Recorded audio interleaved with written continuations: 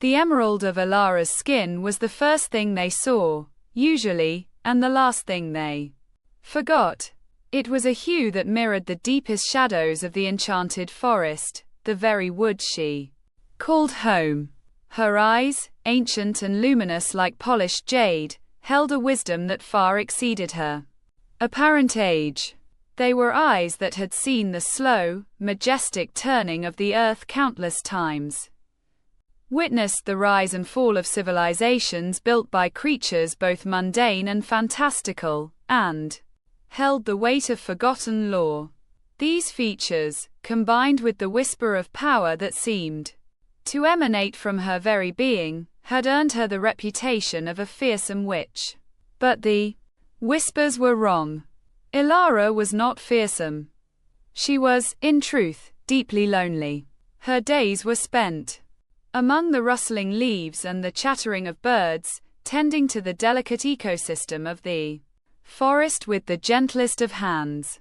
She brewed potions, not to curse, but to heal, a salve for a wounded badger, a tonic for a wilting bloom, a soothing balm for a bird with a broken wing.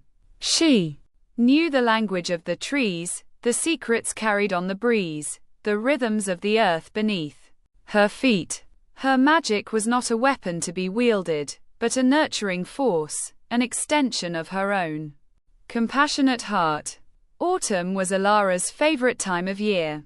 The forest transformed into a tapestry of gold, crimson, and amber, the air crisp and clean. The usually chatty squirrels grew more frantic, scurrying about to gather their winter stores. She spent much of her time collecting herbs, the dying leaves releasing their fragrant oils, and brewing stronger batches of her healing draughts in preparation for the cold months to come. It was a season of both vibrant beauty and quiet reflection. One such evening, as the setting sun cast long, dancing shadows, a sound that was foreign to the forest reached Elara's ears. It was the sound of clumsily crashing through underbrush, punctuated by muttered curses. Curiosity, an emotion that was increasingly rare in her quiet life, tugged at her. She picked her way through the trees, her feet barely disturbing the fallen leaves, until she came upon the source of the commotion. A young man, no older than 20, was sprawled on the forest floor. His clothing was torn and muddy, his face streaked with dirt, and his expression a mixture of frustration and exhaustion. He was quite clearly and utterly lost. Elara observed him for a moment, her emerald eyes taking in the details. He was fair, unlike the sun-kissed folk she rarely saw, with hair the color of freshly harvested wheat. He carried no weapons, only a worn leather satchel, and there was an air of naivety about him that tugged at something within her chest, something she hadn't felt in a very long time.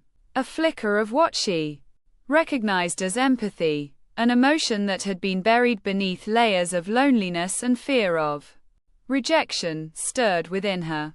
She stepped forward, the rustling of her garments causing the young man to jerk in surprise. He scrambled back, his eyes widening with a mixture of fear and awe as he took in her appearance.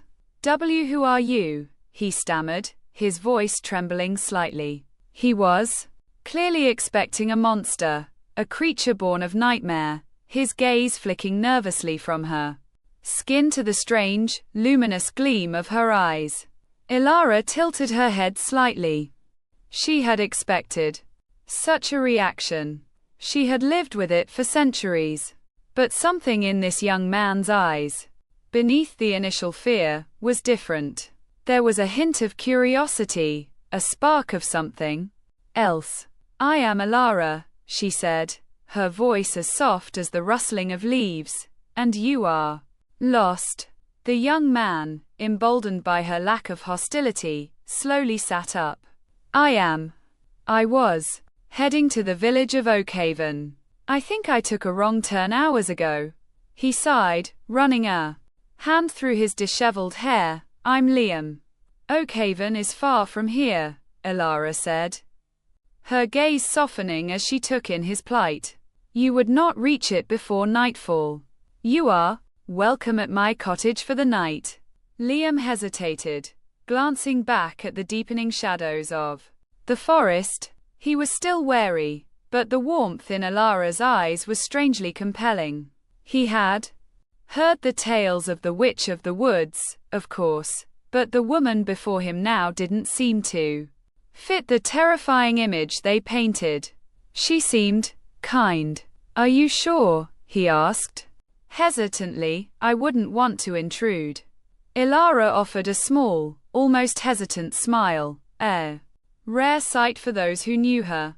You are no intrusion, Liam. Come.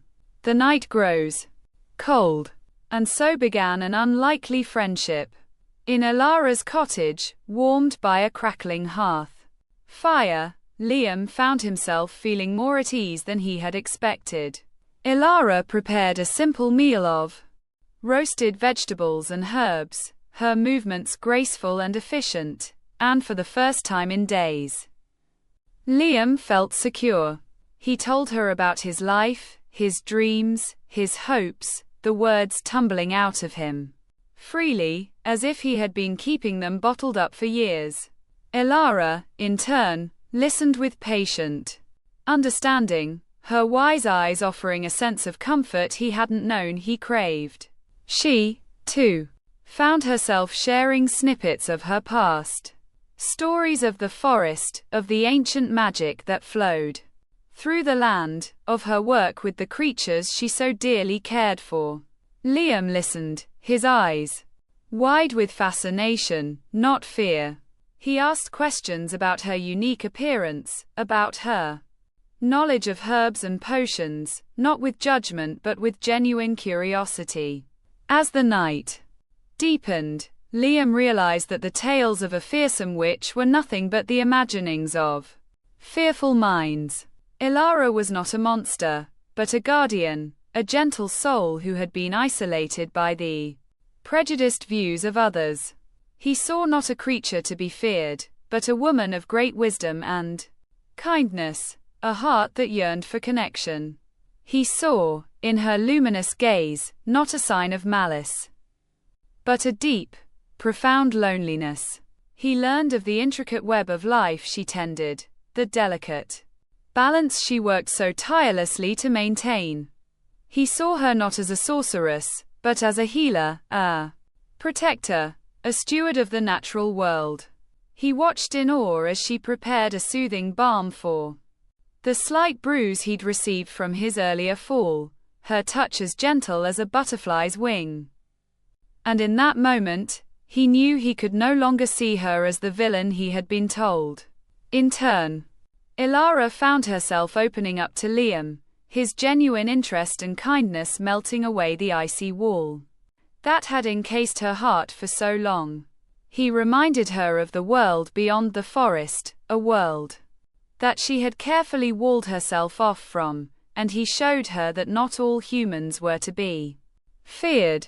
By the time dawn broke, painting the sky with hues of rose and gold, an unexpected bond had formed between them, a fragile thing yet full of promise. As Liam prepared to leave, following the directions to Oakhaven that Elara had carefully given him, he turned back to her, a genuine smile lighting up his face. Thank you, Elara, he said, his voice warm and sincere, for everything. For your kindness. For letting me see the truth of you. Elara returned his smile, a genuine smile that reached all the way to her ancient, emerald eyes. You are welcome, Liam, she replied, her voice softer than the morning breeze, and thank you for seeing me.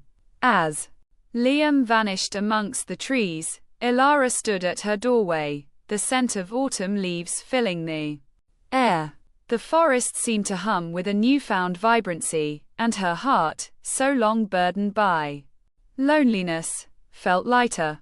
She realized then that magic was not only in the potions she brewed or the spells she could weave, but in the unexpected connections the friendships that sprouted in the unlikeliest of places, and the kindness that had the power to shatter even the most deeply ingrained prejudices. For the first time in centuries, Elara found herself looking forward to their future, knowing that the magic of friendship had blossomed in her enchanted forest, and that she was no longer alone.